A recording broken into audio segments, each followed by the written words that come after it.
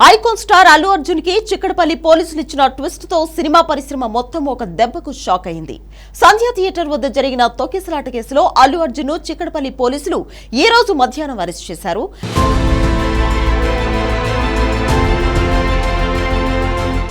Arrest అనంతరం నేరుగా గాంధీ ఆసుపత్రికి తరలించి వైద్య పరీక్షలు నిర్వహించారు. న్యాయమూర్తి ముందు హాజరుపరిచిన తర్వాత అల్లు అర్జున్ కు బెయిల్ రాకపోతే అక్కడి నుంచి చెంచల్గూడ జైలుకు కూడా తరలించే అవకాశం ఉంది. అల్లు అర్జున్ ను అరెస్ట్ చేయడంపై సినీ రాజకీయ ప్రముఖులు అందరూ స్పందిస్తున్నారు.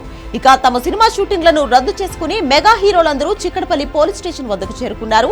చిరంజీవి, నాగబాబు అల్లు అర్జున్ ఇంటికి చేరుకున్నారు. ప్రస్తుతం బెయిల్ కోసం లాయర్లు ప్రయత్నాలు చేస్తున్నారు. అల్లు అర్జున్ ను అరెస్ట్ చేస్తే ఖచ్చితంగా రేవంత్ రెడ్డిని కూడా అరెస్ట్ చేయాలంటూ బీఆర్ఎస్ వర్కింగ్ ప్రెసిడెంట్ కేటీఆర్ ఇప్పటికే ఒక ట్వీట్ కూడా చేశారు.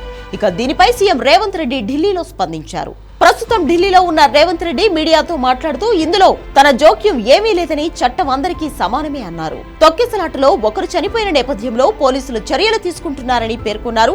పుష్ప 2 విడుదల రోజున సంధ్య థియేటర్ లో జరిగిన ఘటనలో రేవతి అనే మహిళ మరణించింది కాబట్టి పోలీసులు అల్లు అర్జున్ ను అరెస్ట్ చేశారని, చట్ట ప్రకారమే చర్యలు ఉంటాయని, ప్రస్తుతం ప్రక్రియ కొనసాగుతుందంటూ కామెంట్స్ చేశారు. ఇక దీనిపై ఆంధ్రప్రదేశ్ ఉప ముఖ్యమంత్రి పవన్ కళ్యాణ్ కూడా స్పందించారు. తన సోషల్ మీడియాలో పవన్ కళ్యాణ్ పరోక్షంగా ఒక పోస్ట్ చేశారు. కలిసి ఉంటే నిలబడతాం, విడిపోతే పడిపోతామంటూ ఒక ఇంగ్లీష్ కొటేషన్ ని పవన్ కళ్యాణ్ షేర్ చేయడంతో ఇప్పుడు అది హాట్ టాపిక్ అవుతోంది. మెగా ఫ్యామిలీతో అల్లు అర్జున్ గత కొంతకాలంగా విభేదిస్తూ దూరంగా ఉంటున్నాడు. పుష్ప సినిమా ప్రమోషన్స్ విషయంలో కూడా అల్లు అర్జున్ మెగా ఫ్యామిలీని దగ్గరకు రానివ్వలేదు. ఈ తరుణంలో అల్లు అర్జున్ ను తెలంగాణ పోలీసులు అరెస్ట్ చేయడం, దానిపై పవన్ కళ్యాణ్ ఇండైరెక్ట్ గా స్పందించడంతో అసలు మెగా ఫ్యామిలీలో ఏం జరుగుతుంది అంటూ అందరూ షాక్ అవుతున్నారు. అల్లు అర్జున్ దాదాపుగా చెంచల్గూడ జైలుకు తరలించే అవకాశం ఉండవచ్చనే ప్రచారం కూడా పెద్ద ఎత్తున జరుగుతోంది. ఇక ఇప్పుడు ఒక పర్మిషన్ లెటర్ ను సంధ్య థియేటర్ యాజమాన్యం బయటపెట్టింది.